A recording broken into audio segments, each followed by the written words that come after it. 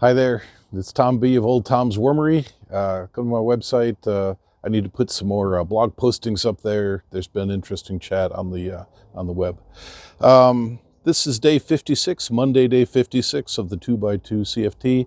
Last week, Friday, as you recall, things were running pretty quiet. I'd put a big load of bedding on top. And I think the worms were deep down below. When I went and looked later, they were down there. All the interesting stuff, microbes and tasty, were down below that layer of bedding. So I put a stripe of food down the middle. This morning I see it's been well composted. So looking at the bed, I also see it looks a lot like compost. So it's time to put a fresh layer of bedding on top. And just for my own interest, today I'm going to put a stripe down the side, and we'll see how it does through the week. So let's take a look. I guess first you want to see, don't you? There you are. Okay, removing the blankets. By the way, I noticed one of the worms is up in the blanket. He's kind of tied in there. He'll eventually wiggle his way out. He might be trying to lay a cocoon. They like to wrap themselves in stuff and get a little leverage to get the cocoon to come off. I have, over the course of the last week, seen some cocoons in here.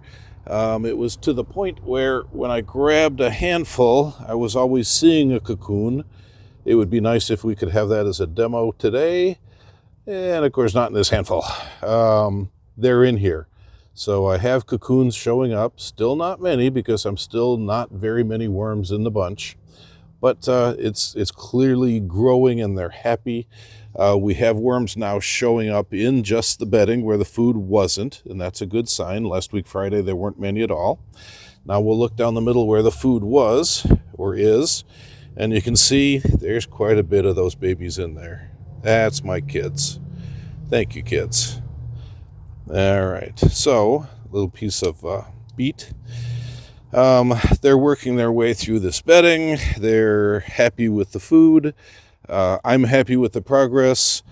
I do think that the color change makes it look a lot more like compost, ready to become vermicompost. There you see a cocoon, and actually there also. So we are laying eggs. Those are very small eggs. Let me tell you, I have a worry in that I started this bin with European night crawlers, but I've been using bedding that has been on the ground. So it's very possible I've got a mixture of European night crawlers and red wigglers. So, having taken a good look, being very happy with where it sits, let's throw in another layer of bedding and a stripe of food. Here's my bedding. It's 5 or 6 gallons of horse bedding. You can see the horse have left us little gifts, but they're all nicely aged inside there. The bedding is wet because we've had rain, so it's not overly wet. If we give it the squeeze test, where we take just a handful and give it a squeeze, it's not shedding any water at all. And so it's dampened but not wet. The worms would like it even wetter, and I will anticipate the food bringing the water into play. In the summertime, I probably spray a little water into it to get it wetter and make them happier.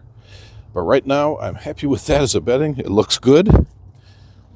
Here is our bucket load of greens.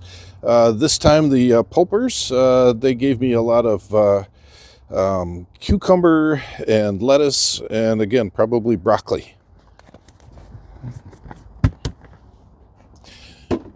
It's a fairly heavy load, so I'm pretty glad I put it on one side.